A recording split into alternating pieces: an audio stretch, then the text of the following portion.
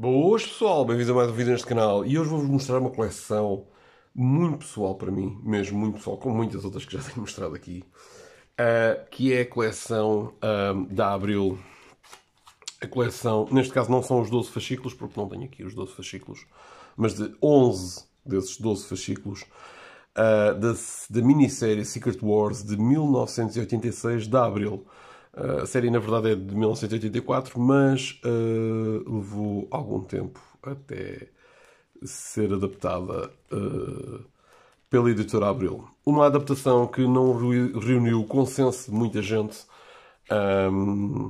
que a fez, porque na altura as histórias da Abril representavam um atraso de 2 ou 3 anos, agora não estou bem recordado se é 2 ou 3 anos, em relação às histórias. Falta-me aqui este número, aqui o último número. Coloquei aqui em micas devido ao preço que eu tenho esta coleção. O atraso das histórias estava 2 ou 3 anos em relação às histórias americanas. E a questão é que iria ser lançado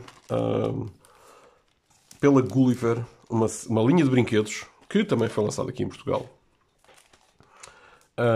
Secret Wars. Foi na base disto que Jim Shooter aceitou fazer esta história, juntamente com o Mike Zeck e Bob Layton, que é um dos meus desenhadores.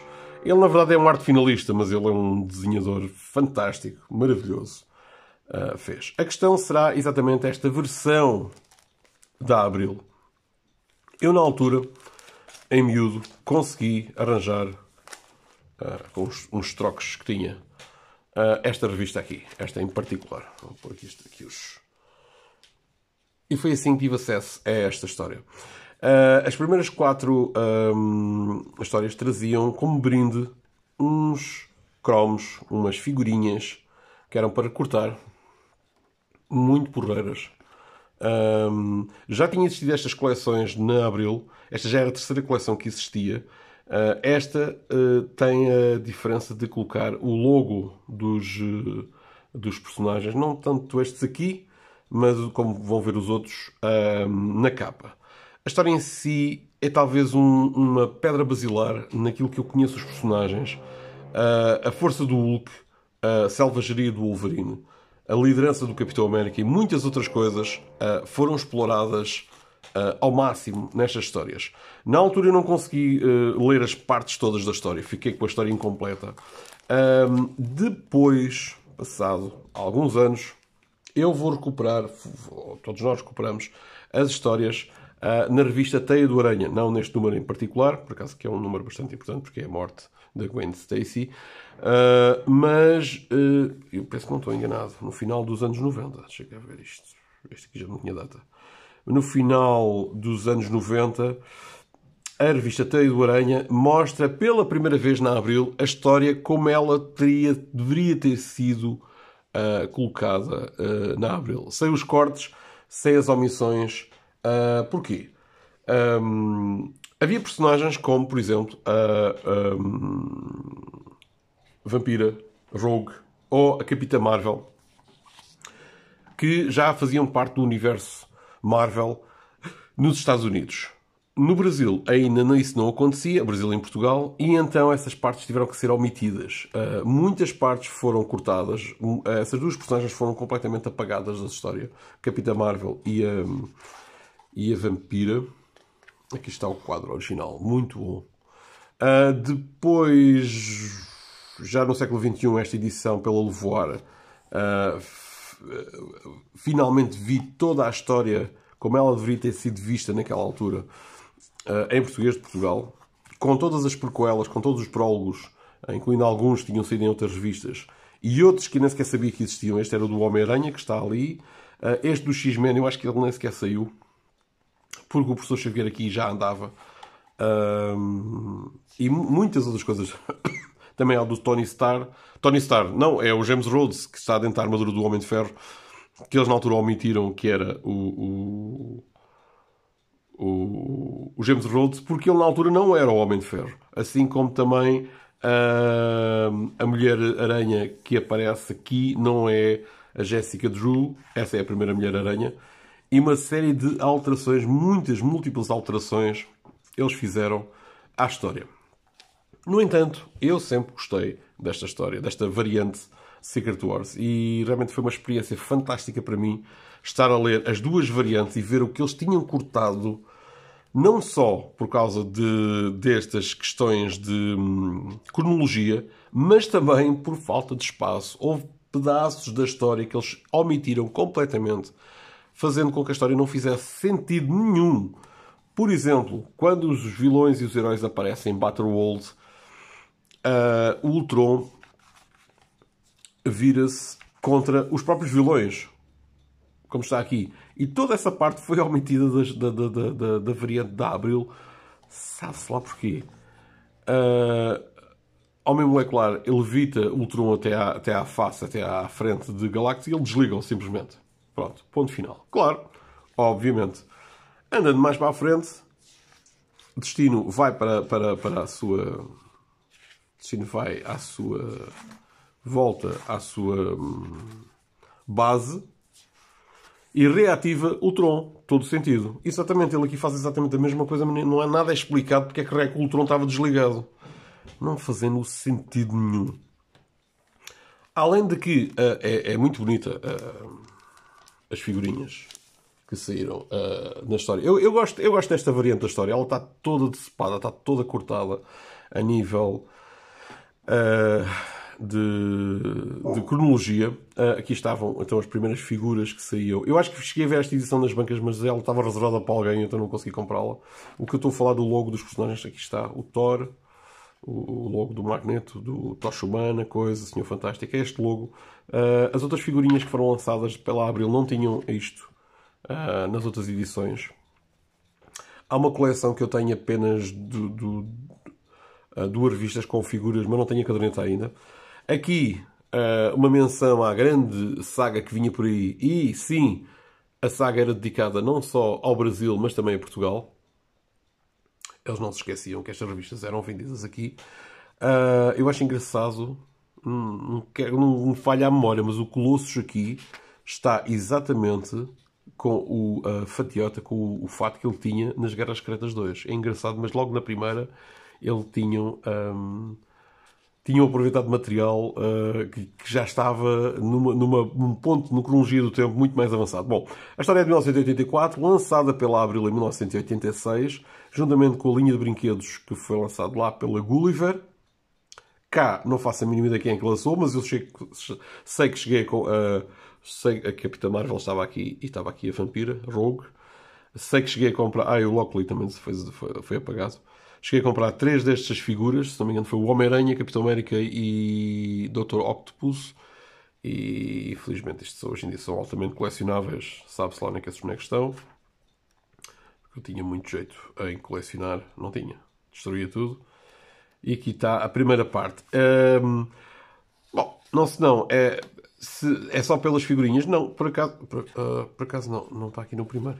No primeiro não está. Então temos aqui a primeira parte, que vinha não só com as primeiras figuras, mas também vinha uma caderneta de 4 páginas, belíssima, de Secret Wars. São só 4 páginas de pura diversão. Que tem um desenho aqui, maravilhoso, fazia um desenho aqui, mas em que inclui a força dos heróis e dos vilões. Hulk, 100 toneladas de força. Homem-Aranha, 10 toneladas de força. E por aí fora. Uma série... Homem de Ferro, 91 toneladas de força. Uma série de Mulher Hulk, 50 toneladas de força, embora que depois de algum tempo ela já elevava 75 toneladas de força, porque era possível. Magneto, 30 toneladas de força. Se ninguém sabe, o Magneto é um peso pesado na Marvel. Obviamente aqui era dito que sim. Não sei se isto está muito correto e exato, mas é o que é. Personagem, o Colossus, 70 toneladas de força, mas ele, como era adolescente, é natural que ele tenha ficado mais forte depois. Personagens como Tempestade, Ciclope, Vespa, Gavião Arqueiro têm uma força normal e Senhor Fantástico. Outros têm super força realmente. Encantador, que é uma deusa asgariana, 25 toneladas de força e por aí fora. Muito, muito interessante. As figuras eram coladas aqui, na ponta, e depois levantava-se aqui. Tenho que ir a arranjar uma caderneta com as figurinhas. Não é essencial. Eu já tenho tudo aquilo que preciso aqui para ter a coleção completa. Foi uma aquisição de uma vez de toda a coleção. Vou pôr isto aqui, mas não tem. Bom, e então aqui temos o número 2. Aqui só vou mostrar as figurinhas. Muito fixe. Aqui estão os logos dos personagens, Homem-Aranha. É daqui que deriva o fato negro do Homem-Aranha. Então, porquê da aquisição destas revistinhas? Eu sempre fiquei muito curioso em saber como é que eles tinham contado a história na altura. Porque lá está, as minhas memórias foram alteradas exatamente pelo lançamento que eu não tenho das Secret Wars na Teia do Aranha. E aí sim eles lançaram exatamente, como foi lançado mais tarde em Portugal, pela Levoar, a história completa. E de certa maneira as minhas memórias ficaram alteradas por causa disso. Houve 3 variantes da história, sendo que a primeira ficou só lá nos anos 80, nestas revistinhas. É curioso por causa dos brindes, é curioso por uma série de outras coisas. Falta de espaço, todas as revistas tinham que ter 30 páginas. Eles cortaram montes de material que vinha. E aqui está. Mesmo não mostrando a destruição, o desligar do Ultron, ele depois é reativado. Então aqui na parte final, pelo menos tem uma bios de cada um dos personagens de heróis e vilões. Isso é interessante. Não tinha no número 1, mas tem depois nos outros. O que é que vem por aí e por aí fora. Então esta é a segunda parte. Uma terceira parte que eu andei a procurar todas estas que tinham as figuras. Temos aqui então a Tempestade, Mulher-Aranha, que eles dizem aqui eu não me recordo do nome da Mulher-Aranha 2, porque há 2 Mulheres-Aranhas. Não por terem fatos diferentes, mas porque realmente elas são pessoas diferentes. No entanto, porque eles não podiam... porque eles optaram por omitir o que se estava a passar nas histórias atuais. Eles dizem que esta aqui é a Jessica Drew, que é a primeira Mulher-Aranha, que tem poderes um pouco diferentes, pois ela voa e dispara rajadas das próprias mãos, diferente desta Mulher-Aranha. E aqui estão mais figurinhas, aliás, as últimas figurinhas. O Hulk, aqui está o logo dos heróis, Homem de Ferro e por aí fora. Muito fixe. Consegui isto num estado mesmo muito porreiro. E aqui vinha mais uma bio Homem-Aranha, Dr. Octopus, Origem, todas aquelas coisas que a malta gostava nos anos 80. E completando pela quarta parte, com as figuras que eu já vos tinha mostrado. Depois a série segue, já sem brindes. E aqui estão as capas. As capas tentavam fazer jus às capas americanas, porque isso também saiu em fascículos lá. Mas eles omitiram muita coisa. Aqui, se não me engano, estava a Vampira. Agora este fim de semana tive a experiência de ler a história lado a lado, ler esta e depois ler a outra e ver o que é que estava omitido da história. Foi uma experiência mesmo muito porreira. E aqui a continuação. Estas aqui são 2 fascículos que eu raramente vejo à venda por aqui. Não estou a dizer que isto é raro, mas eu pouca vez vi isto à venda. Então eu inicialmente comprei os brindes, os 4 primeiros brindes os 4 primeiros brindes e a caderneta, mas depois falei com o vendedor ver se ele tinha mais fascículos e ele mostrou-me que tinha mais uns quantos. Mais por estes 2 eu decidi adquirir. Já reparei em outras coleções que muitas vezes este número 7 vem com este autocolante, não sei por carga d'água, parece estar em todos. Aqui está o princípio do Venom, como é que o fato inicialmente aparece. Esta revista aqui não está nos melhores estados, porque ela está colada com fita cola. Eu queria ver se arranjava um outro número 9, mas para já ficou este. E falta-me o número 11. Fica a faltar. Está aqui o último número, mas falta-me o número 11, que é o número 12. Uma história maravilhosa, que é a base para aquilo que vem por aí do universo Marvel, o MCU, as novas Secret Wars. Mas estas são um pouco diferentes. Também têm o destino, mas são totalmente diferentes. A edição da Levoar era muito completa, não tinha os brindes, não tinha aquelas bios das personagens no final, mas realmente tinha tudo aquilo que... Muita coisa foi omitida. Inclusive o romance entre Magneto e Vespa. Eles omitiram muito. Eu penso que foi por falta de espaço. Muita falta de espaço. Em situações onde estava, por exemplo, o Homem de Ferro e a Capitã Marvel simplesmente era apagada, o Homem de Ferro ficava a falar sozinho, e muitas outras coisas. Muitas outras coisas. O essencial estava aqui. Mas... porquê? Pois falta de espaço. Simplesmente falta de espaço. Muitas coisas como esta foram completamente omitidas, apagadas. Aqui estão as capas parecidas, não iguais, às capas da Abril, que tentaram fazer o trabalho possível para a altura. Estes sim, os maravilhosos desenhos de Bob Layton. Fantástico, porque Mike Zeck aparentemente não estava a conseguir integrar o trabalho a tempo e horas. Na cena em que ele dispara, o Homem de Ferro dispara contra os destroços, não larga a Capitã Marvel. Sem deixar cair a Capitã Marvel, nada mal. Eu nunca deixo cair uma donzela assim. Mas naquela versão ali da Abril, não, nada disto era dito. Muito interessante, muito curioso, muito fixe. É uma história maravilhosa. Tem muito da essência dos heróis aqui. Eu sei que era uma história feita só para vender bonecos, mas, no entanto, ela teve um grande impacto em mim na minha adolescência. E nunca mais hei de esquecer disso.